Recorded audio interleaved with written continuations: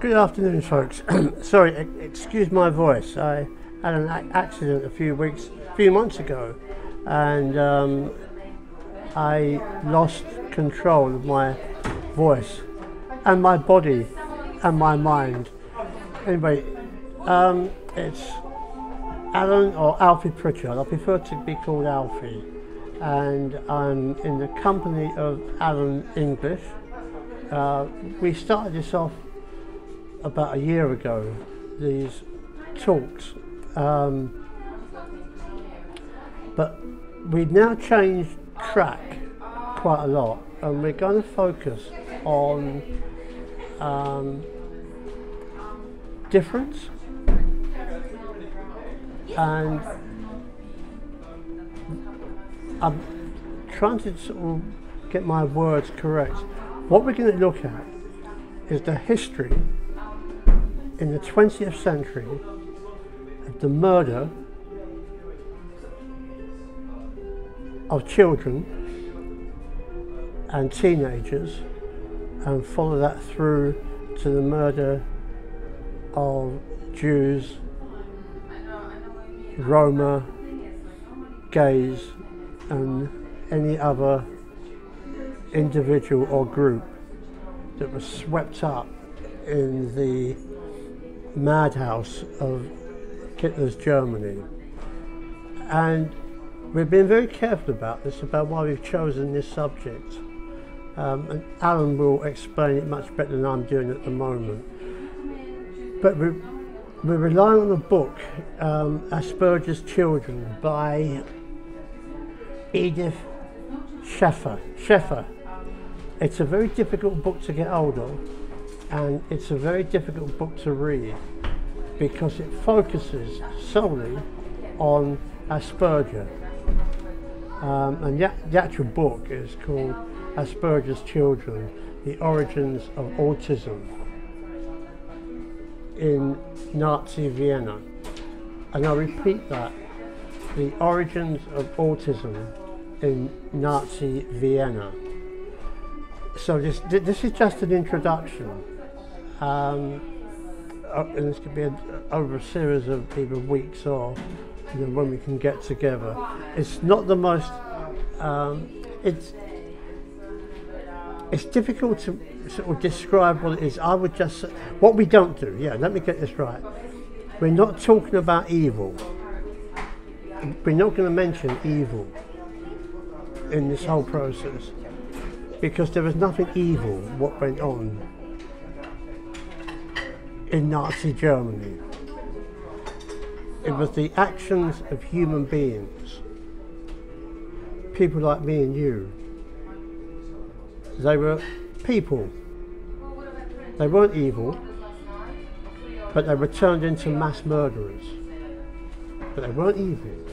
And I want to keep on pointing this out as we go along. On that note, I'd like to hand over to Alan, who will probably do a much better job than I'm doing at the moment.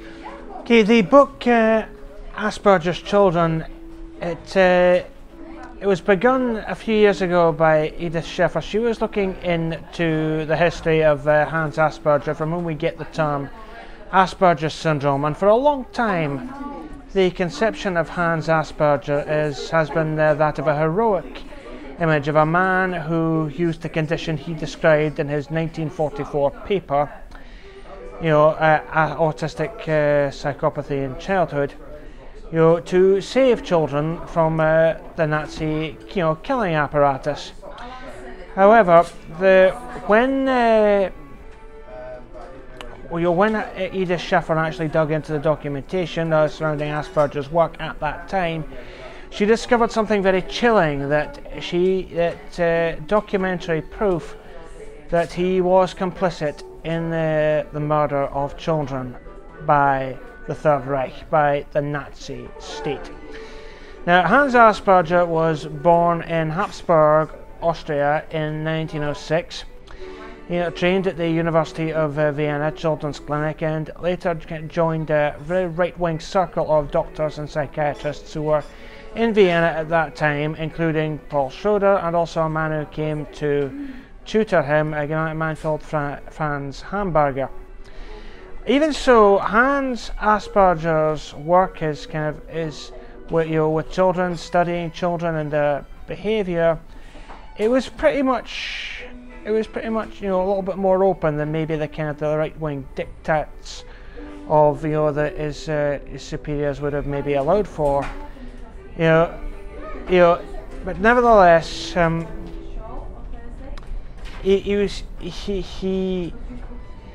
by 1937, this was just shortly before the Nazis invaded, he was studying children very intently through his work, and he was coming to the idea that maybe it wasn't a good idea to label children who were struggling, who were having learning difficulties or having difficulties fitting in, because he thought that the human mind was so elastic so as to render useless or irrelevant any restricted label or restrictive labels or diagnoses.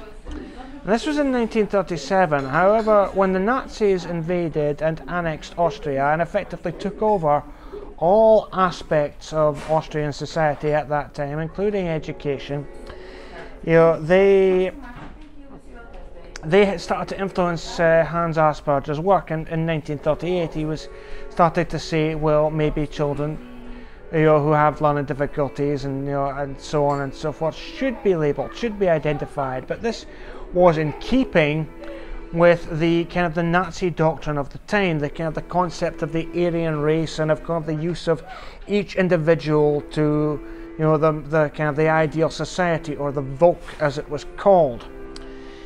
And anything that stood apart from that or could not contribute to the Volk had to be identified and eliminated. And this was the basis of Hans Asperger's study and work that culminated in his famous 1944 paper, Autistic Psychopathy in Childhood. Now note the word psychopathy in that, because psychopathy in Nazi society, it conjured up ideas of criminality and depravity and otherness, and it was the sort of thing that they were trying to breed out, trying to eliminate, because Nazi psychology or Nazi ideology was heavily based in eugenics, trying to breed out disabilities, physical and mental, and also potential for undesirable or ineducable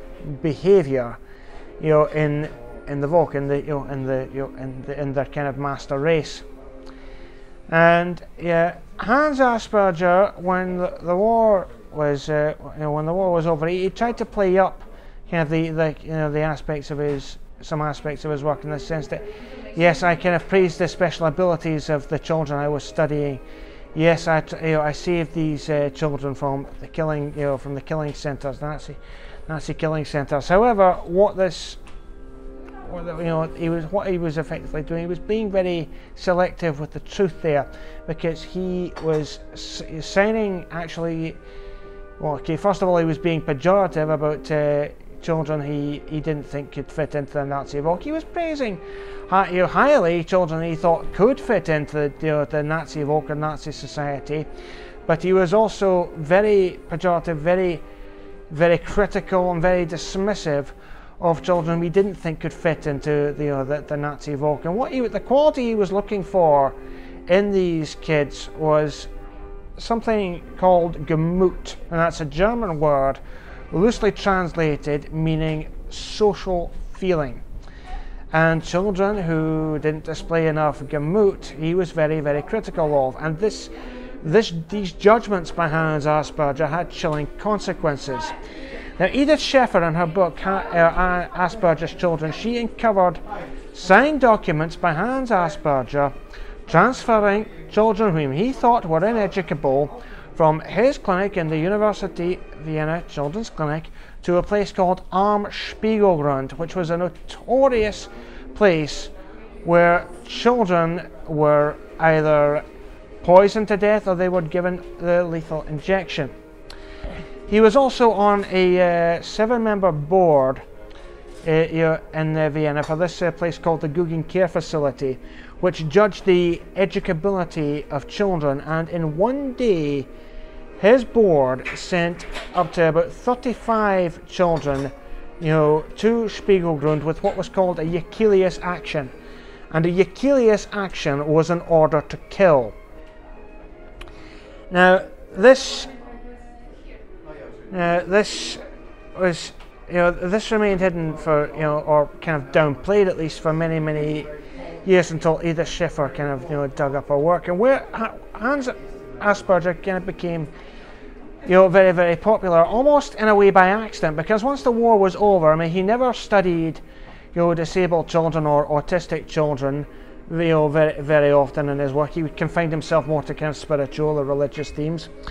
But in the 1970s, a lady called Lorna Wing, Dr. Lorna Wing, she stumbled across Asperger's paper, and she invited Hans Asperger over for tea to kind of discuss the work that he had kind of done with children. And this was shortly before Hans Asperger himself passed away. And later on, Lorna Wing in 1981 presented a paper, Asperger's Syndrome, a clinical account, and this kind of became the springboard for what we now call, the autism spectrum, autism awareness, in the English-speaking world, in the UK and in the United States. And this, what Lorna Wing did, I mean, what she was really doing by calling her paper Asperger's Syndrome, it was really a professional courtesy, as she saw it, to Hans Asperger, because the paper she presented was largely based on her own work rather than that of Asperger himself. And she also, when she presented the paper, she stripped it of all its kind of Nazi slang or Nazi vocabulary, particularly with the changing of the word psychopathy to a more neutral phrase, syndrome. And there was also, she also introduced the kind of the concept of the autistic spectrum, which was, from high function, which kind of measured kids from high functioning to low functioning, and that which is a kind of a very different way from how we understand discuss the autism spectrum today, which is more a kind of a broad circle of individuals with similar impairments but also abilities, and in their lives. So, and it was actually something that Lorna Wing later regretted kind of having done, because she it kind of kicked open the door for all sorts of labels to be applied to children, ADHD, ADD, Tourette's, and so forth. And she was more, towards the end of her life, she passed away in 2014. Lorna Wing was more in favour of a kind of a more dimensional, individual approach rather than kind of labeling these kids. And it's there's kind of been a revision of how we view Hans Asperger and his work. A lot of people in the autistic community believe we should kind of discard the term Asperger's syndrome. Indeed, it's slowly being dropped from kind of medical vocabulary anyway. But a lot of people on the autistic community have kind of taken ownership of this label and calling themselves Aspies. So what might have been rooted in murder and eugenics has become kind of a label and kind of a social identity for some people that actually means something positive as opposed to something negative. So while in medical circles, Asperger's syndrome will no longer be used, I think it will take a while for the kind of the vocabulary of autism to kind of move on socially. But what we note here is that the challenges for autistic people still remain. There's a lot of challenges now for autistic individuals in this country with the care homes, to the challenges finding work. Only 22% of autistic people are in employment. A lot of us kind of struggle with the benefit system, try to explain ourselves and how our condition affects us, and it all kind of goes back to eugenics here. I'm sorry, Alfie, I am aware I've spoken for quite a while. No, keep going. I'm aware I've spoken here for quite a while, but it all kind of comes back to eugenics and and how we kind of feel the need to kind of other people whom we see as different or who do not fit in. Well, thank you, Alan. I'm glad you picked up on eugenics, which is something that we can get into later, but Asperger's was also, am I right, influenced by eugenics? Yeah, but not only him, that whole period after the First World War, the collapse of empires, the Austro-Hungarian Empire, the German Empire, not so much British Empire, but eugenics began to take off as a scientific reality. There were people in England, in France, in Germany, in America, where it became big time, who actually believed in eugenics. They actually believed that this was a scientific way of preserving the race, you could say, which brings it into racism, particularly in America, where sterilisation became a big thing. In England, a lot of left-wing intellectuals viewed eugenics as a scientific reality for the new man, the new social man. And again, it would eliminate, in England it would have been Irish at the time, the railway navvies, poverty, extreme poverty. Extreme poverty wasn't based upon capital or exploitation, it was based upon bad behaviour. Which brings us back to all this was a ferment that was going on in Europe after the First World War. These ideas, these pseudo-scientific ideas of how to control the population of nationalities and how to control the behaviour of nationalities, how to exclude whole sections of society from participating in civic society. So Austria, and I think we'd have to go into this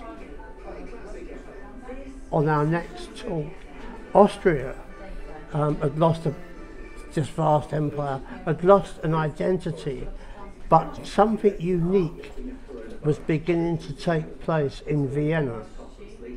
Something quite original, quite beautiful, very educational, and it became known as Red Vienna. It was attracting intellectuals, poets, artists. There was, this great explosion of ideas, experiments, creativity, imagination. But the important thing is about this, it was humane. There was a lot of utopian thinking about it, but it was very humane. And I might be wrong here, but I'm going to say it was moving away from eugenics. It was moving into a more social, a more realistic understanding of us as human beings. Not as different human beings, but as fellow human beings. So Asperger's would have been part of that.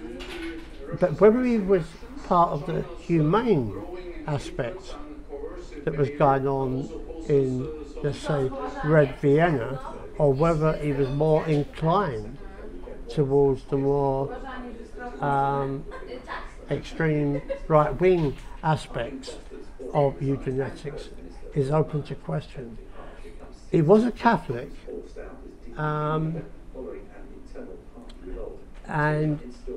there were very extreme Catholic political groupings, both in Germany and in Vienna in the 1920s and 1930s. So we're talking about a whole, how could you say, cauldron of ideas, of movements, but with this strange label, science hanging over it. This strange label that said somehow science and eugenics can sort out the problems that were the remnants of the First World War. And the First World War, I think, plays a big, or the end of the First World War, 1918 to 1919, plays a very large part in a lot of this thinking, particularly in Europe, in Germany, which eventually affected Austria. But we have to keep on remembering that we are talking about a history that is not much spoken about, and that is the history of difference, the history of what was at one time called madness, different people, how to control these people. And it was about control at the end of the day, I think. It was, how do we control these people? How do we, in another way, how do we make them disappear? And it's interesting, as I'm talking, what's coming on now, the Blue Danube. You know, that music that is associated with the Austrian-Hungarian Empire at its height. Alan, would you like to? Well, just going back to Hans Asperger, I mean, it's just a couple of things about it. I mean, it's been considered, you know, that he might not have even believed in his own diagnosis, that it was just something he was writing in order to advance his career with the Nazis, and it was, you know, it was a little bit, it kind of adds another kind of a level to it. I think, you know, were these kind of things, you know, really kind of see where they kind of meant. It was, and he was, and another thing about it was, let's just re-emphasize, he was never prosecuted for his crimes. He was never accountable. He was, he was never a kind of a Nazi policy maker or a Nazi executioner, but he was nonetheless part of a killing apparatus. You know, and perhaps he should have been made more accountable than he was. But, you know, but we're looking to kind of maybe remove this eponymous definition, you know, Asperger's syndrome. And I've used it in my tutorials, which I do online to supplement my autism training. But sooner or later, I think I'm going to have to move on from this term and maybe kind of use something a little bit more broader, autistic spectrum disorder or condition. You know, for my tutorials, because that's really what you're kind of talking about now, autistic spectrum condition. You're somewhere on that on that spectrum, and yeah, I think, you know, when we're looking at this subject, you know, eugenics, you know, autism, you know, and madness. Although I know some people wouldn't necessarily like to link autism and madness, but, you know, if we're looking at these subjects, eugenics, autism and madness, we're going to have to look at how it affects people individually as well as in a kind of a broader society. Right. I think on that note, as I say, folks, it's going to be a journey. I think we're on a journey of uncovering a history that we don't talk about. Until next time, Alan English, Alan Pritchard or Alfie Pritchard, and the Blue Danube in the background. That was amazing.